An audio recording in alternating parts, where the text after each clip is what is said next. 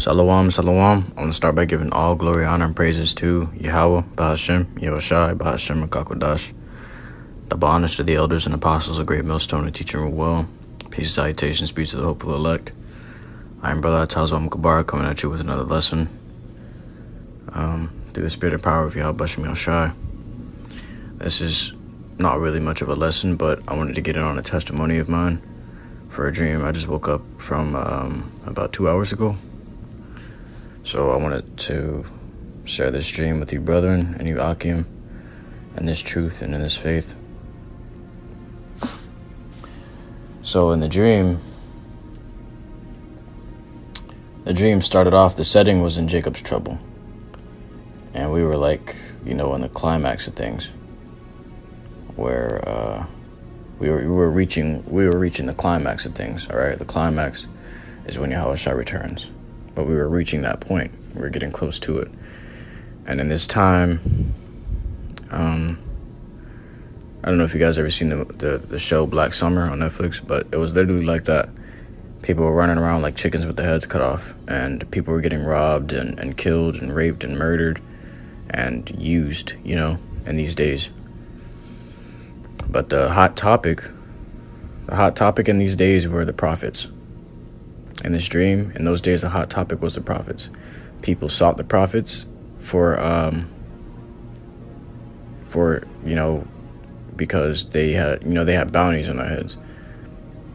So people sought the prophets to put them to death and gain the bounty, okay? Because these men had, millions of dollars or credits or whatever they're going by in those days.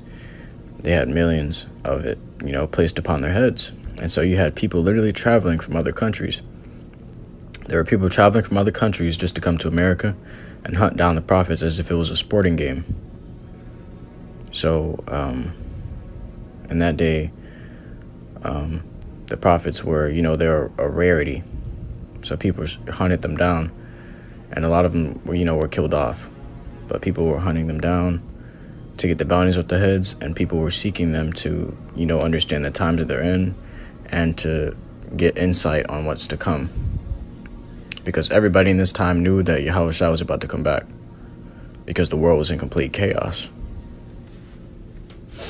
It was like the control and the order, all of it was lost. There was no more control over the people. And they were like, they were running themselves. Esau couldn't control them anymore. All Esau could do with the people was kill them. All Esau could give the people was death.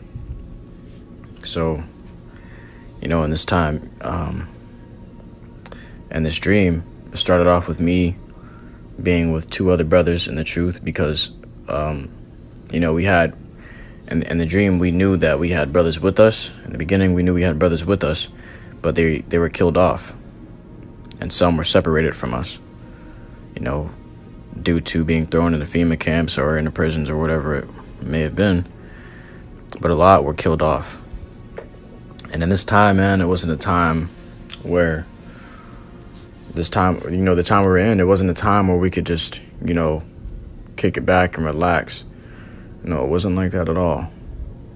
Okay. The two men that I was with, they were brothers that are part of my camp. The two men I was with, we were we were traveling. We were like pilgrims among the earth. Scripture says, in those days, be even as pilgrims among the earth. So we were like pilgrims among the earth, man. We were, whenever there was commotion outside or rioting or whatever, we would try to slip through the crowd, get around and get out of there.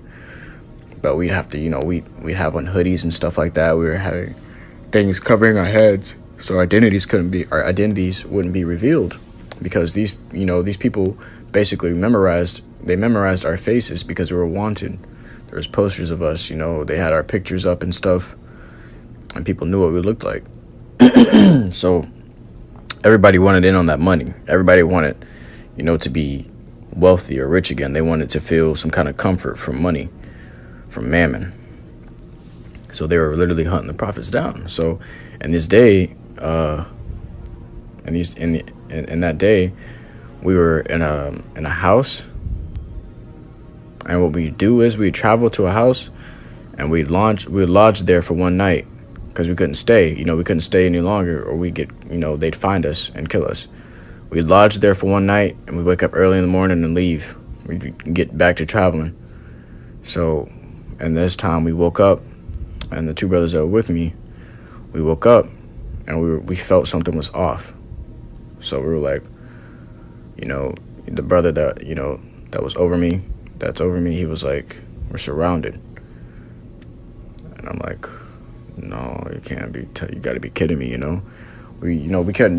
That day, man, there was no smiles, there was no giggles, there was no laughter, there was none of that. Scripture says there will be a crying for wine in the streets, and that's what it was. That's literally what it was. All right, as I said before, scriptures, you read them the wrong way, they could be under exaggerated, but these scriptures, they hit deep. The way it's said in the scriptures, it means it 10 times more, So you may think, oh, there's going to be a crying for wine in the streets. People are going to be sad, but, it's not going to be that bad. But when the scripture says there's going to be crying for wine in the streets, literally, it's, if it's written down in the book, it's got to be something huge, okay? It means it 10 times more than what it was, what it seems like. So there was no laughter in that day, no happiness. We were going through it. We were stressing. Our spirits felt sorely afflicted. We were always afflicted. So the brother told me, he said, hey, we're surrounded. I'm going to just say brother number 1, and then brother number 3. I was brother number 2. So brother number 1 told me, he was like, hey, we're surrounded. I was like, no, you got to be kidding me. We got up. We barely even spoke to each other in these days, man, because we felt like we were constantly being listened in on. Somebody was constantly listening in on us, or we felt like we'd be found if we spoke too much. So, we got up and we walked outside of the front of the house, and there were soldiers everywhere, all throughout the streets, had their guns locked in on the house. As soon as we walked out, we were just like, our jaws just dropped. We're like, no, automatically, panic started to course through our veins. We turned around, we ran back to the house and closed the door, and they started shooting the house down. And we were running. We ran to the back door. We got out the backyard and we hopped the gate, the backyard. We started running down the street to the backyard. And the soldiers were quick, man. They came through they flooded the house, came to the back quickly, and they were already on the streets. You seen soldiers kneeling down in the streets. And we're running down the street, which felt like forever, which felt like the longest street, man. We're running down that street, and it was me and the two brothers with me, and one of the brothers was behind us, and he was grunting, like he was grunting really badly, like he was running out of breath. He was panting really badly. And then he was like, he was trying to speak, but he couldn't speak because he was out of breath, and was out of breath so bad. But he was trying to get our attention.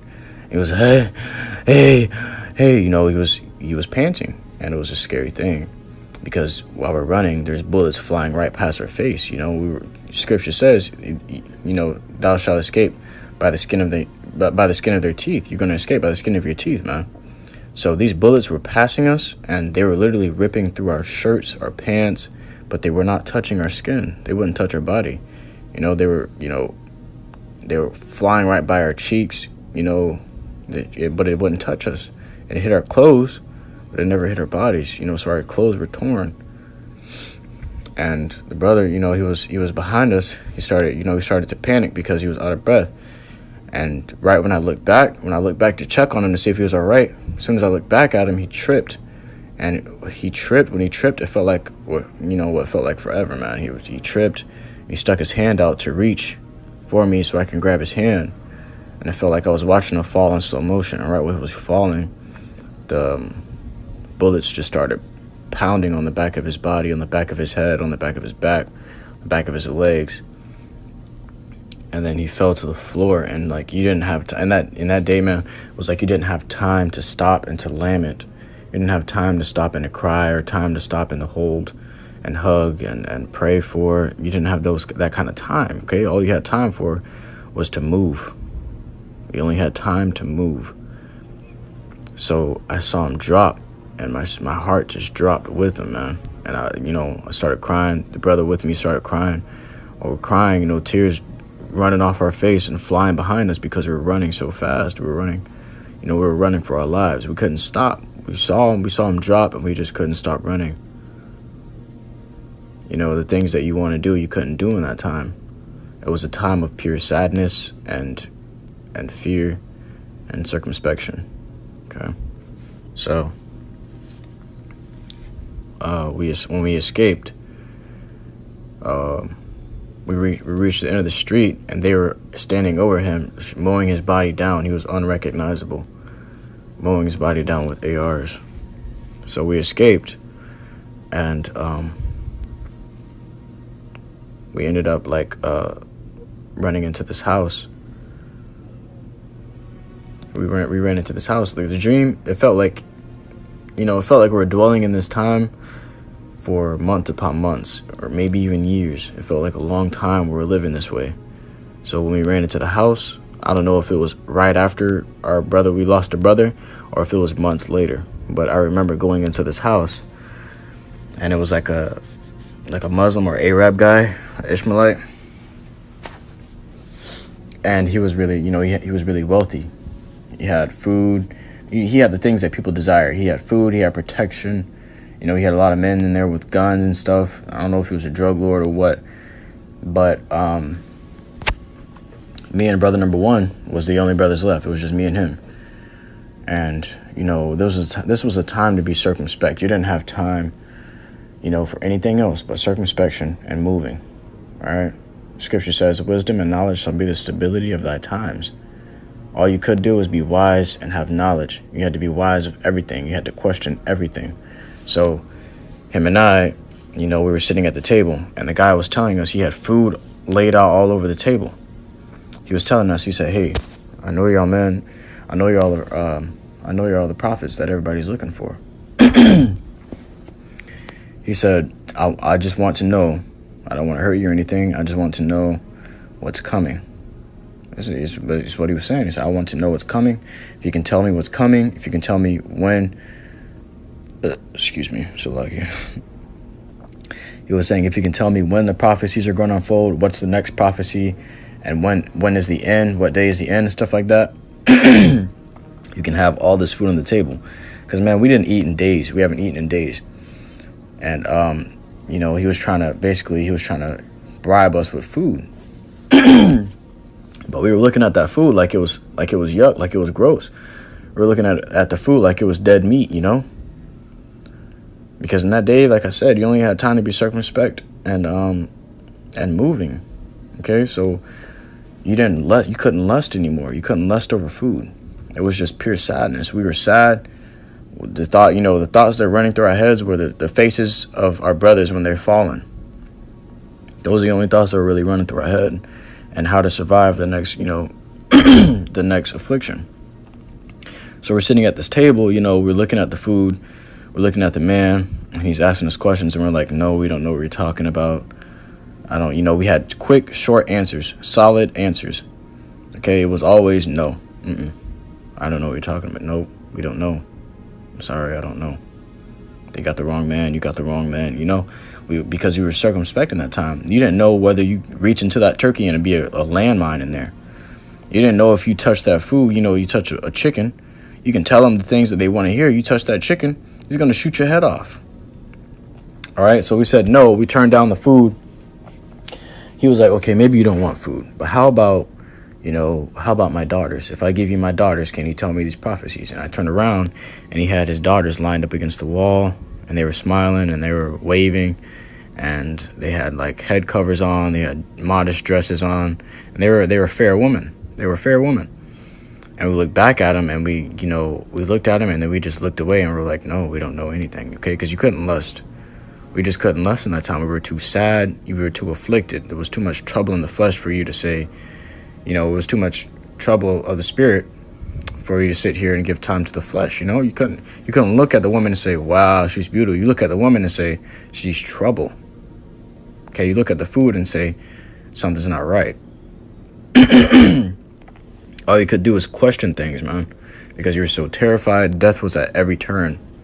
It was always a trap laid out for us. So we had to be circumspect always. And we looked at the daughters, and we looked at his daughters, and we were like, nah, man, we don't know anything. I can't tell you what's coming because I don't know. That's all we were saying to him. He was like, all right, get them out. Let them go. Get them out.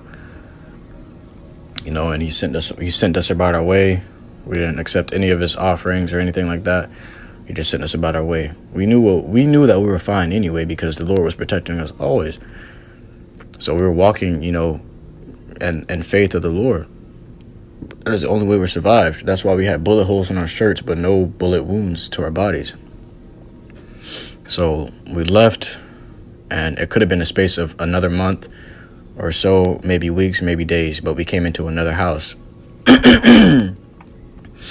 And in this house, it was like abandoned. Like it was abandoned. We usually went into like abandoned houses and stuff like that. The last house we went into, the guy had inquired of us and he brought us in. So in this house, it's like the second place we went into in my dream that I recall. We were walking down the hallway, and it was like, it looked abandoned, burned down, stuff like that. There was a few fires ran through there, but people still like dwelled in there, So we had to be careful. It looked like a hotel / apartment type deal. We're walking down the hallway, and there's just a bunch of rooms in there. So there's this one room at the end of the hallway, and then there's a left turn leading, like the hallway leading to another side of the building. So at the end of the hallway, there's this room, and there's this woman standing outside the hallway. Or she's standing outside the door, and she had a bra on, she had panties on. And this time, man, you look at a woman like that, and this day, you're like, damn, who was that? Let me go talk to her. But in that day, we looked at her like she was deadly, like she was, a trap. Okay? And we were walking, and me and the brother, we didn't speak a single word to each other. All right? We didn't speak a single word. It's like we read each other's minds. We knew what was going on all the time because circumspection, okay? Scripture says to be circumspect. So we were circumspect, man. And we were looking. I looked at the woman, and then I looked behind her, and there was a man, like, peeking behind the door. You can barely see him. All I see was, like, his eyeballs just peeking behind the door and a little bit of his forehead. And I knew that it was a setup from there. And then as we were getting closer, he started coming out a little bit more, like ready to attack right after, we got to the woman. Okay, but if you're in the flesh in that day, you went over to the woman and be like, damn, you beautiful, what's your name? Man, when it came around the corner, came right from behind her and sliced your head off. All right? But we were approaching this woman, with completely calm minds. We knew what was going down. Like, all right, this is a trap, In our heads, it was like we were speaking to each other. We weren't exactly speaking to each other in our heads. It's just like we were already on point. We were like in sync because of how circumspect we were. So there was a dirty pillow on the floor. There was dirt. There was dolls on the floor. There were shoes on the floor. Like everything just looked abandoned. So I picked up the dirty pillow and I threw the pillow. And while the pillow was flying, I was running. And once the pillow landed, it hit the man in the face that was behind the woman. It hit the man in the face, and his entire body came out from behind the door, which he was now completely behind the woman. And right when he came out from behind the door, I ran into the woman and kicked her in the chest, and she flew into the man, and they both fell back. And then me and the brother started running down the left side of the hallway. We started hitting it for our lives. And the brother went into a room. He hid in that room. And then I was looking for a room. I couldn't find one at the moment because I was panicking. I was panting. And I was, adrenaline kicking in. And I was just looking, I was moving very fast at the moment. So I opened the door that he was in. He was like, I'm trying to hide. Close the door. So I was like, you didn't have time to say, well, I'm afraid. Let me hide with you. You didn't have that kind of time. You didn't have time to say, wait, but I'm scared too. Can we hide together? You didn't have that kind of time. All you had time to do was move and be circumspect. Okay? So I closed the door and I started running down to the other side of the building, down through the hallway. I'm looking for rooms to go into. I couldn't find any. So I finally found a room And right when I ran inside the room, at the corner of my eye, I seen a dark figure, in the hallway, standing in the hallway. And I knew it was somebody down there. It was like a hunter. I'm telling you, these people were literally hunting down these prophets, man. These people were everywhere. All right, they were setting up traps, all the time. There was always a trap everywhere you turn. So this man's in the hall, and I'm in the room. I'm looking for a place to hide, and I'm looking around fast, fast as hell. You know how you're looking left from right, left from right. That's what I was doing. And I ran to the closet, and I climbed the closet door. And I was at the top of the closet door, and it was, I was like, okay, maybe if he comes in, he won't see me at the top of the closet door. I can jump down on his head and bring him to the ground and then escape, But it wasn't working because the closet door was sturdy, it wasn't sturdy enough. It started wobbling and stuff, and then I ended up falling off of it to the floor. And I got up, and I was like, okay, I just got to trust in the Lord, man. I can't hide. You can't hide in that room because I was cornered. There was no windows, nothing. I was cornered. If I hide in the room, he would come in, he would slay me. So I said, if I hide in here, he's going to slay me. But if I go out there, I have a chance of escaping. So right when I went out the door to escape, the man was right in front of me. I went outside the door. He was standing like right on the outside of the door, and he was to my left. I turned my head to the left. Right when he was about to grab me, he got yoked into the air. Like he was literally pulled into the air, and he was floating in the air. And I was looking at him, and he was like struggling to breathe. And he was like, please, I'm your brother. I'm trying to help you. I want to help you, But when I was looking at him, it was like something was gripping his neck, but you couldn't see it. It was invisible, but he had a grip on his neck. There was a grip on his neck, like something was standing there. It was like a great big man that was invisible standing there choking this man out because his feet weren't even on the floor anymore. He was literally floating in the air, getting choked out by something I couldn't see or he couldn't see. And what this would seem like was I was choking him out with telekinesis, but I really didn't lift a finger. Neither did I think about it. It just happened. I just looked at him, and he was yoked into the air. He was being choked out, and his feet were kicking in the air. And he was like, please, put me down. I want to help, And all I could do was look at him because I was in awe, I was like, whoa, like just looking, I'm like, whoa. My mouth was open, and then, splat. Okay, his neck was squeezed to its death. And just went like it was crushed. His neck got crushed, and then he fell to the floor. And then I looked down to the floor. I seen him on the floor. I looked down, and my feet were above the floor. I was floating in the air. And I was like, whoa, I'm flying, I wasn't even, I couldn't even be surprised. I was just like, wow, I'm flying. Cool. Because in that time, there was so much sadness, so much death and pain all around you. Such a serious time, man. It was just, a very terrifying time. That's the time of Jacob's trouble, No time shall ever be like it. No time was ever like it. It was the worst time in the earth, okay? So I'm looking down at my feet, and I'm floating above the air, at least 2 feet above the floor. And I went to go help my brother that was hiding. To go help my other brother. I found him. When I found him, he met me in the hallway, in the middle of the hallway, and he was flying too. We were both hovering above the floor. And we seen each other hovering above the floor. You would think, hey, we got spiritual power, yeah, we made it, it was, you would think it would be like that, but it wasn't like that at all right? There was no happiness. We seen each other, and we were just like, all right, where are we going next? And, we were just like, okay, let's just keep moving. We got to keep moving. We can't stop now. We got to keep moving, or we're going to get caught, It wasn't a time to sit and rejoice. It wasn't a time, you didn't have that kind of time. All you had time to do was move, okay? And spiritual power in that day, it wasn't like you get spiritual power and you could keep it. It only came to you when it was time for you to survive. Okay, so when you were at that last breath, you were at that last moment, right before you're about to get taken, spiritual power would swoop in and save you. The Lord would swoop in and save you. You were saved by the skin of our teeth, as Scripture says. So once we left there, we came into another house. Like I said, it could have been a space of a few months or a space of a few days. I wouldn't know. But after we left there, we came into a house, and there was an Israelite there. Not just any Israelite, but it was a servant of the Lord. And he was in there. And he was in there. He had like his house, like this place he was in. It was like a really secluded place, a really well hidden place. And we found it. I guess the Lord guided us there. We found it. And also, what I forgot to mention, when I met the brother in the hallway and we were both floating in the air, he had a garment on. And his garment, is the same garment that he has already. And his garment was drenched in blood, as if he had already killed a bunch of people. I forgot to mention that, Salakia. But once we left from there, we came into another house where there was a servant of the Lord. And he had a garment on as well. And he had fringes and stuff on his garment.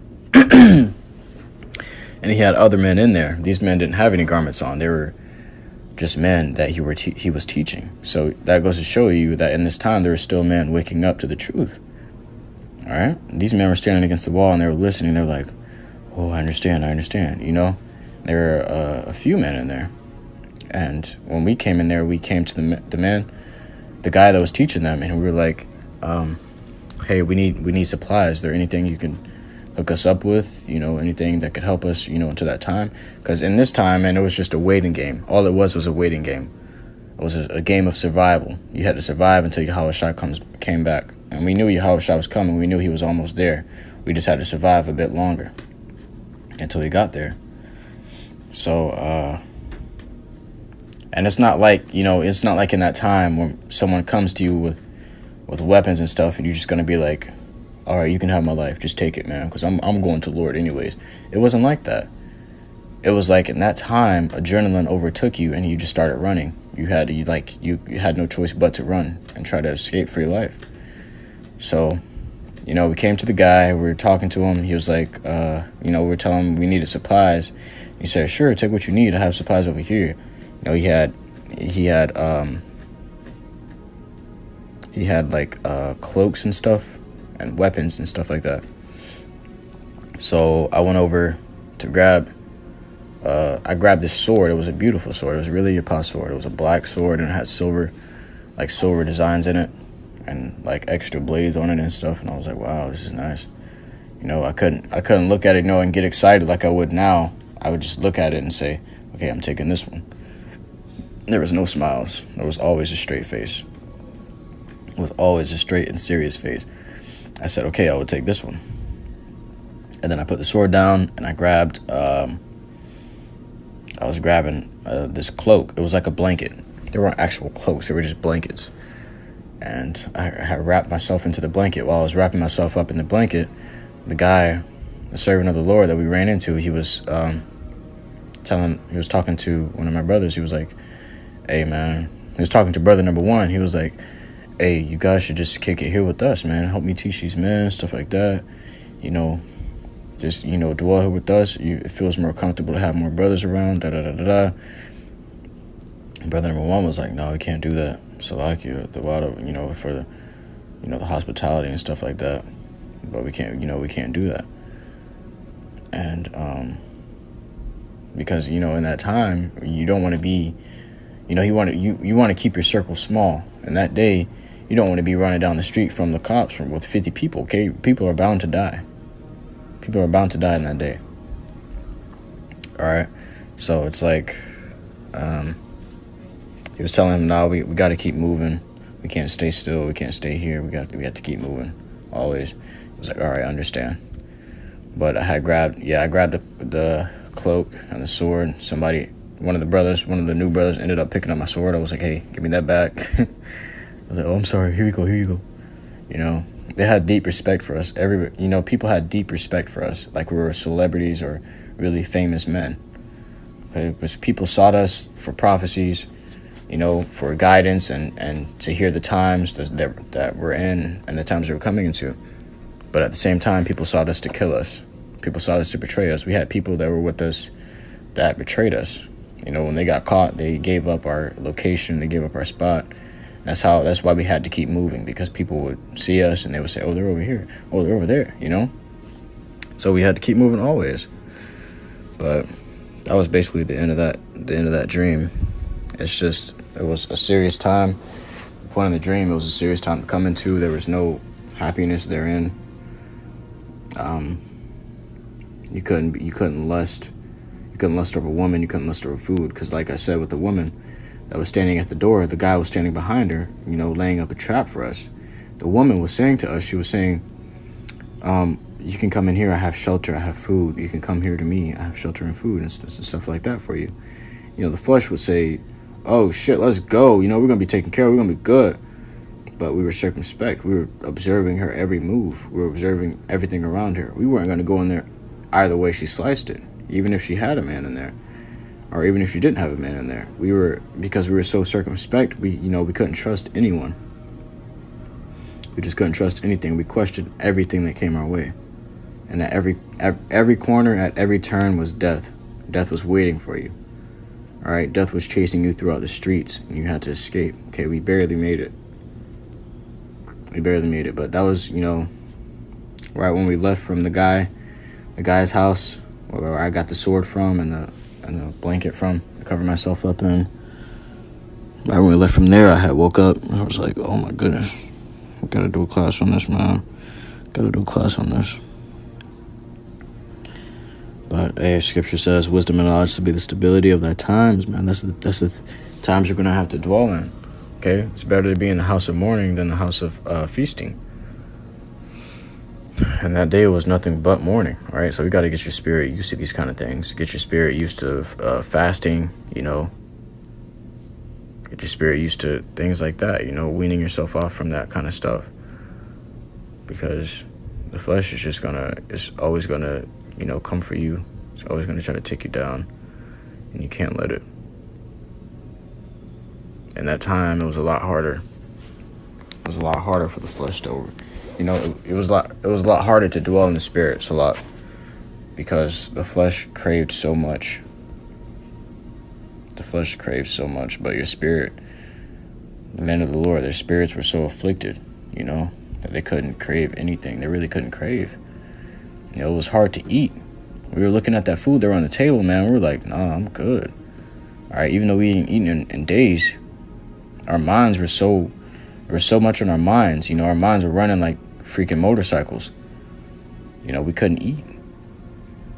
It's not that we just didn't, it's not just that we didn't want to eat, but we couldn't eat. We couldn't stomach it. We'd probably throw it up from all the shit that we've seen. But that's the spirit that the Lord's going to put on these men in these days, man. This is going to be the worst time we're ever coming into. The worst time that there will ever be. I just wanted to bring that out so that this would help brothers in the faith. This will help brothers understand the thing that the times we're coming into is a serious time. It's not a laughing matter. Okay, it's good. Okay, it's good to rejoice now, because we know that the time is nigh and the time is almost up. But in that day, it's not going to be so sweet, because it's going to be a constant affliction, day in and day out, no rest. You're going to sleep for a few hours, maybe a few minutes. You're going to get up and you're going to have to move. You have to keep moving, because they're hunting us down for sport. And a lot of brothers had died from being hunted down. The scripture says they will persecute thee. So those are the kind of things we got to be prepared for. So prepare your minds. Always got to prepare your minds. With that, I want to say, call Allah, Yahweh, Bashim, El-Shai, Bashim, Al-Kawkadash. Hope this was edifying to you, hopeful like men, and you servants of the Lord out there. Until next time, Israel, Shalom.